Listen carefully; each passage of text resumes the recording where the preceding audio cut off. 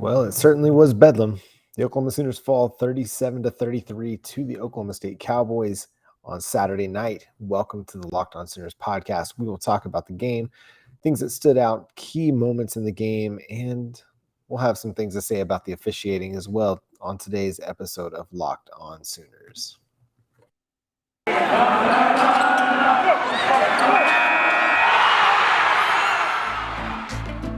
You are Locked On Sooners, your daily podcast on the Oklahoma Sooners, part of the Locked On Podcast Network, your team every day.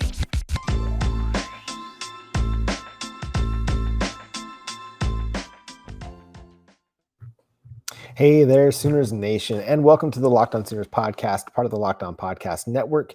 This is a post-game edition of the Locked On Sooners podcast. Thank you for joining me. My name is John Williams. You can follow me on Twitter at John9Williams.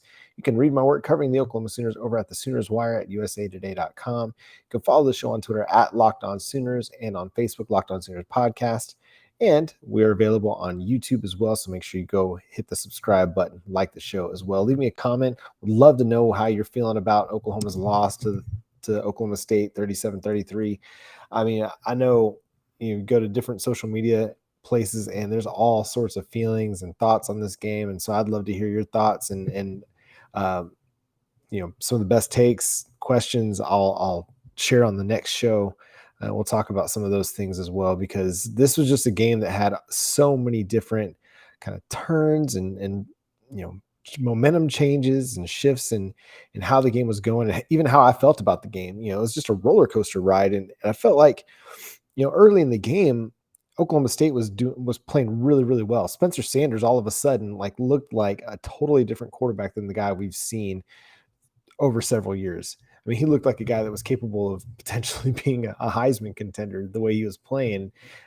I mean, he was making great throws. Tay Martin was coming up with some great catches, and they weren't really leaning much on Jalen Warren in the running game. It was a lot of what their success was predicated on was the passing game. And that was a little bit of a disappointment for, if you're looking at the Oklahoma defense, like, you're healthy and you should be able to cover these guys. But they were able to beat Woody Washington several times. DJ Graham was having a hard time.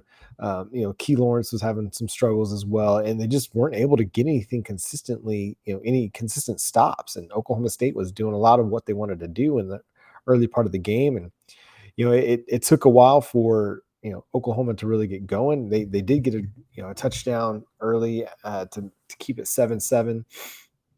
But I felt like it was a bit of a struggle to get going offensively. And we knew it was going to be, right? We knew that Oklahoma State's defense was going to be really good. They were going to be legit. And I mean, I really don't have much issue with the way the first half played out, because I felt like that was, I mean, the points scored were a lot more than what I anticipated and what I think most people had expected. But I felt like Oklahoma was playing decent football. It's just that the Cowboys were making plays. I think you could have an argument with some of the things that went on early in the game where, the passes to Jaden Hazelwood in the end zone left a little bit to be desired, because, those 50-50 balls haven't always gone the Sooners' way this year. Jaden Hazelwood's good, and he can make those plays a lot of times, but often those things are falling incomplete. And so I kind of have an issue with the way those are going. But I mean, you look at the work done by the H-back group, Braden Willis, Austin Stogner, and Jeremiah Hall. Those guys were absolutely phenomenal tonight. They played such a great game and gave the Oklahoma Sooners offense a lift when the rest of the wide receiver crew was really struggling to create separation, make plays on the ball. And you can't say enough about Kennedy Brooks in the running game. Oklahoma State is one of the best run defenses in the country, and Kennedy Brooks in the offensive line played a really solid game, going for more than 100. But then the second half was a much different story. Oklahoma, whether it was Jim Knowles just making better adjustments, I don't really feel like they were doing anything much differently, except for maybe playing a little bit more coverage to try to confuse Caleb Williams, because they were still sending pressure. They were still getting after him with the blitz, because that's what they do well. And they're great at creating pressure and getting to the quarterback. And they got to Caleb Williams quite a bit in the second half. But I think what they were doing in the first half that was helping to mitigate that, and you saw it again a little bit at the end of the game, was they were using the quick passing game to get the ball out of Caleb Williams' hands so that he could beat the blitz. And they were running the football. And it seemed like, again, in the third quarter and at times in the fourth quarter, Lincoln Riley got away from the run a little bit.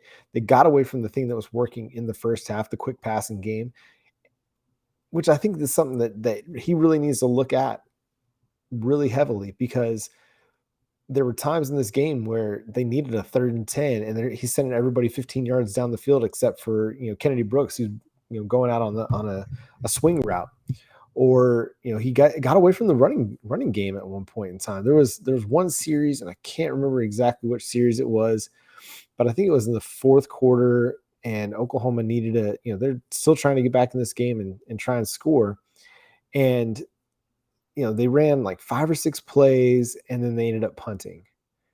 Where is it here? Yeah, so it was with, let's see, so 8:54 or 8:50 left in the fourth quarter. Oklahoma State had just gone up 37-33 after the muffed punt, which we'll talk about in a second. And they come out, and Kennedy Brooks doesn't touch the ball on that drive. And he's having a really good game to this point, and yet he doesn't touch the ball on the most important drive of the game after you just gave up the lead, gave up a 9-point lead that you'd had. Now Oklahoma State's up 37-33. You need a drive, one, to get your defense off the field a little bit. Two, you got to score. You got to score. And your best player on the day, who was Kennedy Brooks, didn't touch the ball. I don't understand how Lincoln Riley is so easily swayed to go away from the running game. I know the quarterbacks have been great at Oklahoma, but they haven't been great this year. You haven't had a quarterback this year that could carry your team in the same way that Baker Mayfield could, or Kyler Murray, or Jalen Hurts. Now, that's not to say that Caleb Williams can't be that, but we've seen this year that there are times when he is great, and there are times when he's less than stellar, and it's hurting your team to put the ball in his hands as often as he is. And there's several reasons for that, and I want to get into those for sure, and we'll talk about some of those issues that we need to really look at, and I hope that Lincoln Riley will address, and Caleb Williams will work on in the offseason. But this was just such a weird game.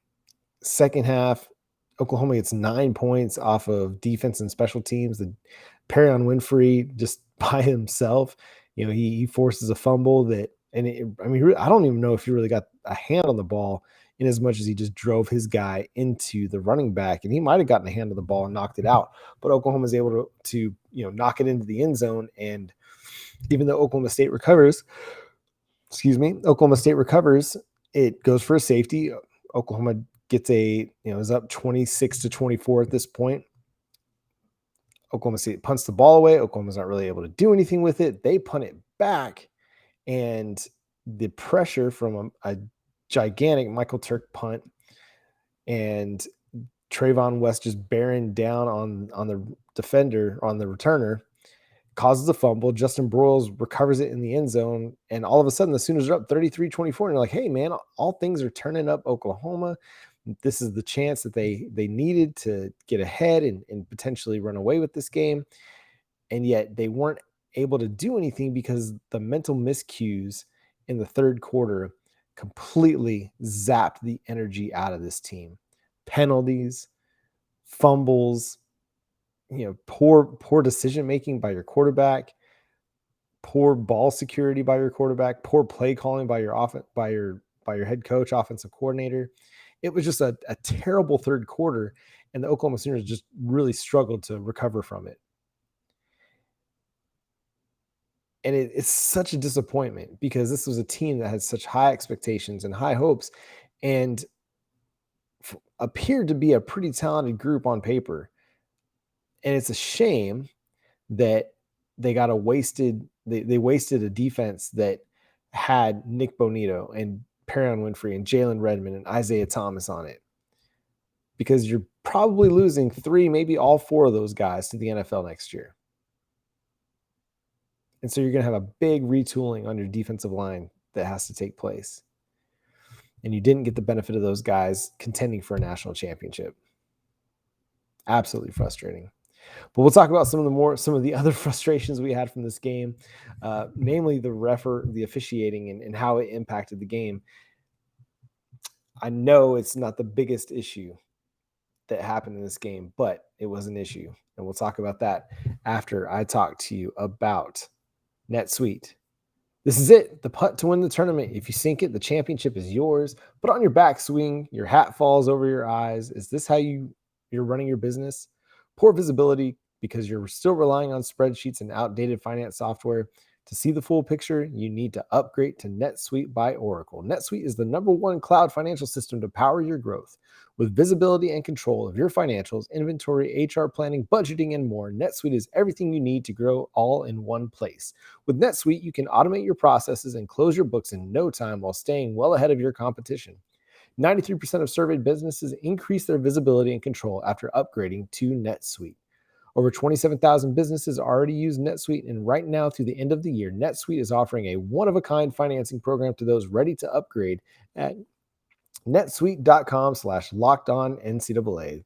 Head to netsuite.com/lockedonncaa for special end-of-year financing on the netsuite.com financing on the #1 financial system for growing businesses. That's netsuite.com/lockedonncaa. And let's talk about some of the kind of more frustrating aspects of this game. I got to start with the officiating. We'll eventually we'll get to that Trayvon West defensive pass interference non-call that occurred, but there was one in the first half as well where Jaden Hazelwood he gets his arm pinned behind his back as he's going up to make a contested catch, and he's not able to contest for the catch because his arm is pinned behind his back by the defender, who doesn't even really who kind of looks back for the ball but barely looks back for the ball. What is he supposed to do? Like, he's trying to make a one-handed grab in a contested catch situation with one arm literally held behind his back. Literally. Like, that's not figuratively. You can go back and you can watch that replay. The defender has his arm. I don't know what else you do. And this is not the first time in recent weeks this has been an issue. Look back to last week against Iowa State. It was an issue then too, where there were blatant pass interference calls that did not get called, and the Oklahoma Sooners offense suffered for it, and they struggled because of it. And we don't want to talk about, like, officiating is not the only thing that cost the Oklahoma Sooners this game, but it was a part of the game that mattered. And it absolutely impacted the outcome of this game. The Oklahoma Sooners were penalized 12 times versus Oklahoma State 6. Now, a lot of those were self-inflicted. Perion Winfrey apparently did not understand that he could just look at the ball, and he was really eager to jump the snap.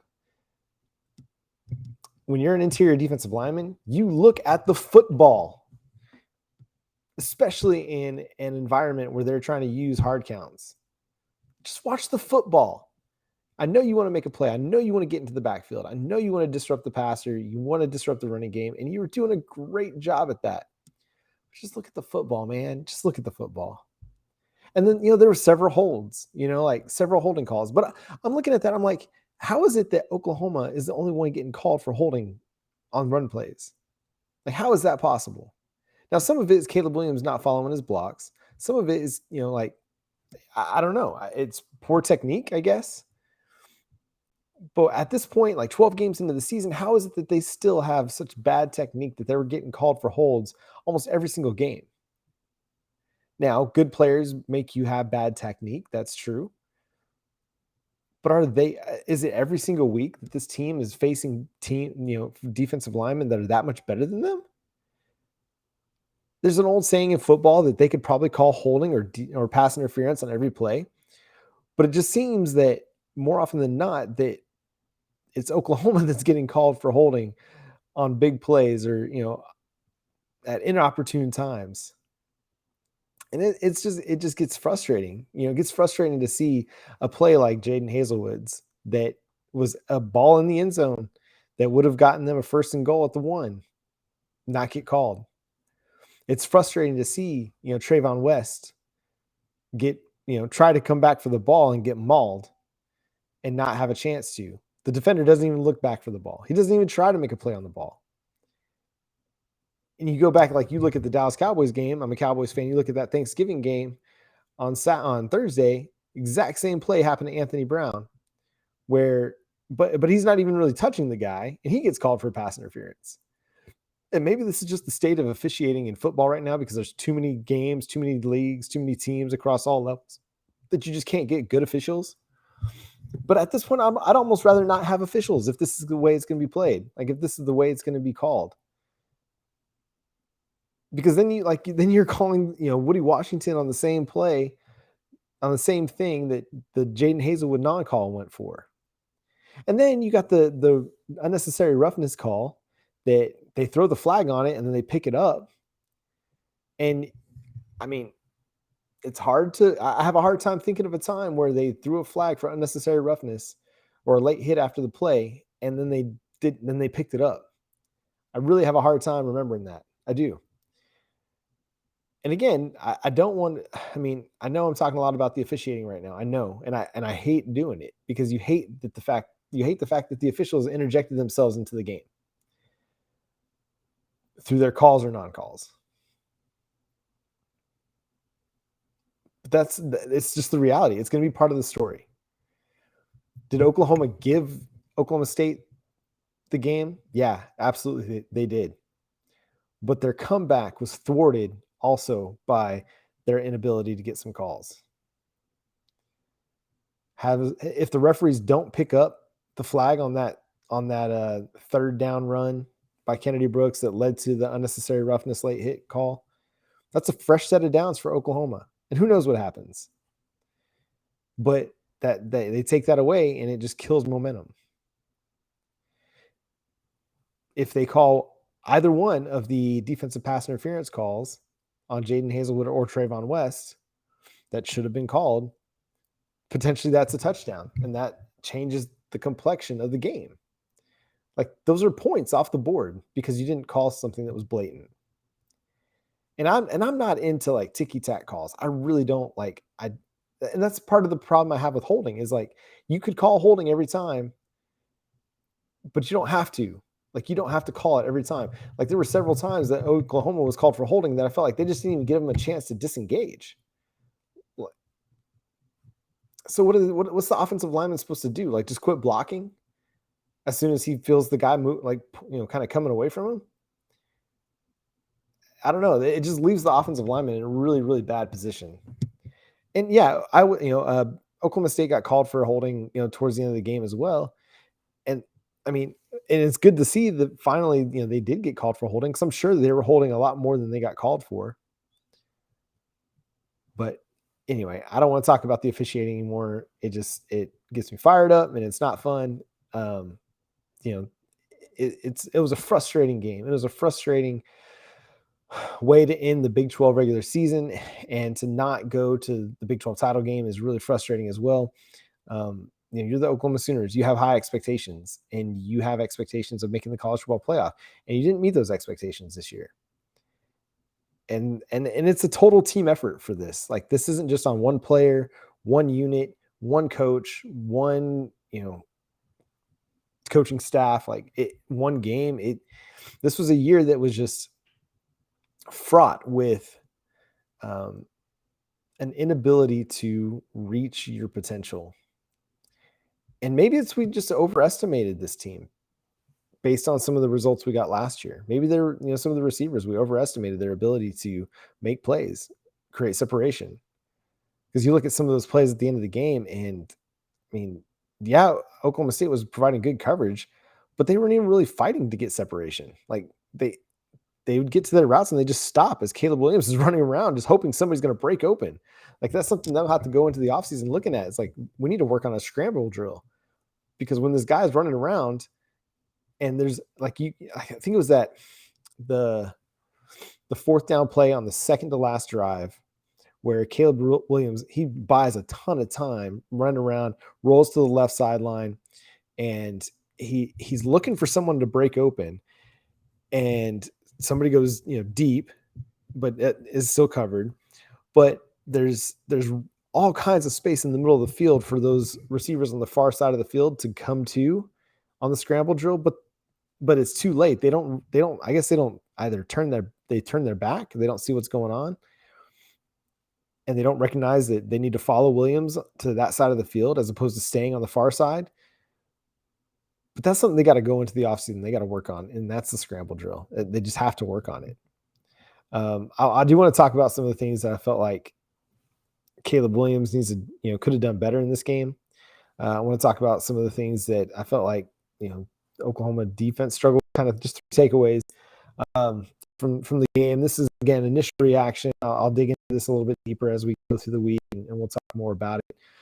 But yeah, I just have some thoughts on some things that I feel like they need to address as they get into going to the offseason. But first, I want to talk about BetOnline. Hey, Thanksgiving just happened, and we all know what that means. Football, and nothing goes better with football than turkey and betting. BetOnline has covered all holiday season, more props, odds, lines than ever before. BetOnline remains your number one spot for all the sports action this Thanksgiving and holiday season. So head to their new updated desktop or mobile website to sign up today and receive your 50% bonus with our promo code LOCKED. And it's not just football. BetOnline has pro and college hoops, boxing, UFC, and your favorite Vegas casino games. So don't wait. Take advantage of all the amazing offers available for the 2021 season. BetOnline is the fastest and the easiest way to bet on all your favorite sports. BetOnline.ag, your online sportsbook experts. Hey, and let's talk about Built Bar. Friday, Sunday only, ending tomorrow on Sunday. At Built Bar is 20% off everything. You can go to built.com, use promo code LOCKED20, 20% off anything and everything. Do you need some peanut butter brownie Built Bar? Go get it. You need that chocolate, coconut almond, chocolate brownie. It's the time to go get it. They got great new flavor out with the Root chocolate puffs, marshmallow goodness in a unique chocolate called Root chocolate. It's never been done before at Built Bar. Dark chocolate with white chocolate. Ruby chocolate joins the Built Bar club. Ruby chocolate has a beautiful rose color, great for the holidays. It's an actual type of chocolate that has a bit of a berry taste. It's unique and delicious. Or you do a cheesecake dipped puffs. Again, a marshmallowy type lemon cheesecake puff. It's sweet, it's tangy. I love lemon. If you like key lime pie or lemon pie, this is the Built Bar for you. So go to built.com, use promo code LOCKED20, and get 20% off. You can also get 60% off of Built Broth, Built Boost, and 40% off of Built Swag. That's built.com, promo code LOCKED20. Hey, and thank you so much for taking the time to make Locked On Sooners your first listen every single day. Appreciate you and all of the subscribers that are jumping on the show. Thank you for being around on YouTube and leaving your replies and leaving your comments. Just love interacting and just talking football with you. Sad that, meaningful football season is over. Oklahoma will still have a bowl game, but contention for anything meaningful is finished. But don't stop listening. We'll have a lot to talk about this offseason as far as the football team goes, getting ready for 2022. Big recruiting cycle coming up with early signing day, and then also looking ahead to the 2023 recruiting cycle as well. And Oklahoma Sooners men's basketball, women's basketball are going on, doing well. And then we got softball coming up in the spring. So make sure you stick with us here at Locked On Sooners as we get into all that. Caleb Williams, my man, I need you to go into this offseason and really look at some of your running ability. You're a great runner. You are. On the flip side of that, Caleb Williams is an indecisive runner. He looks like he's unwilling to run at times, even when there's nothing really available downfield. And he's got, some open space. I'd really like him to go watch some Spencer Sanders film for this reason. Like, if you look at Spencer Sanders, when he runs, he gets what he can, he gets out of bounds, gets down. Even if he's dropped back to pass, he doesn't see anything he likes. He'll take his 5 yards and he'll move along. That's one thing I'd really like to see Caleb Williams look into this year, because he just didn't look very comfortable trying to run at times. And he's been great. That 56-yard run play, like, that's the stuff that we're talking about. Like, when there's opportunities for him to run, he needs to take advantage of those and pick up the yards that he can pick up and move along and live to fight another down. He had the 74-yard touchdown run a week ago. It shows that he's got a great ability to run the football. It's just sometimes just not very decisive, not very, doesn't look very comfortable doing it, which is weird considering he's a really good runner. I'd like to see him just involve the quick passing game more. I'd like to see Lincoln Riley just go into the offseason making that an emphasis, is getting more quick passing game into the offense, because when he's running it, he's pretty effective at it. When he's running that 2-minute hurry up, just getting the ball out of his hands quick, he's really good. Sometimes when he's having to drop, have 5-step drops, survey the field, wait for longer developing routes to come open, it's a bit of a struggle. Some of that, is on the wide receivers not getting open. Some of it's on Caleb Williams not letting it loose at times when the play might not be open, but it's going to be open enough. The receiver is going to be able to run to the football. I think Lincoln Riley needs to look at himself too. Again, we talked about it early on in the show that he got away from the running game a little bit, which is weird because at times that's Oklahoma's bread and butter is the running game. And when Kennedy Brooks is having as good a day as he had against an Oklahoma State team that is as good as they've been against the run, that's going to take some, self-reflection. And thankfully, he's going to be doing it at Oklahoma. Lincoln Riley addressed all the LSU rumors tonight in his post-game press conference, saying, "Let me be clear, I'm not the next head coach at LSU." Next question. It's about as emphatic as you can make it. Now, the cynical people out there are going to say, well, a head coach has never told a lie in college football. And yeah, you got the Rich Rodriguez's out there. You got other folks that have told lies and went on to other jobs. Tommy Tuberville is one. But Lincoln Riley wouldn't be the person that we think he is if that were going to be the case with him. He seems more like a high integrity guy than some of these other coaches in college football. We got to figure out something with the offensive line. There were too many times where they just rushed 3 or 4 rushed 3 or 4 guys, and they were able to get pressure on Caleb Williams, especially that last 4th and 10. They rushed 3 guys, and Caleb Williams didn't have time.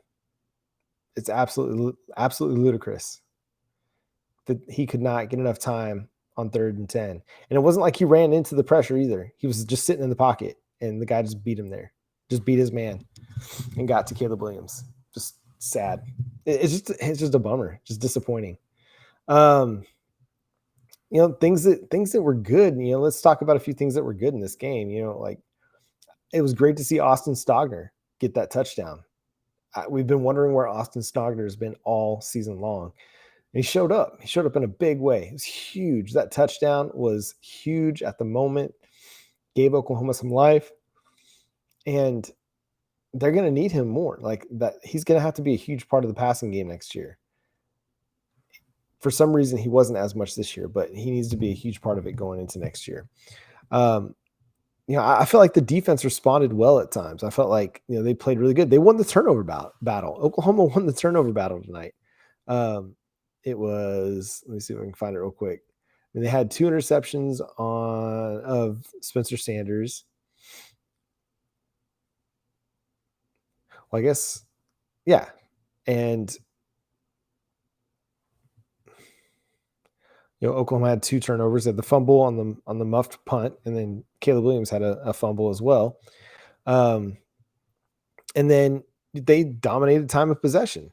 They had the ball for 35 minutes. Oklahoma State only had it for 24.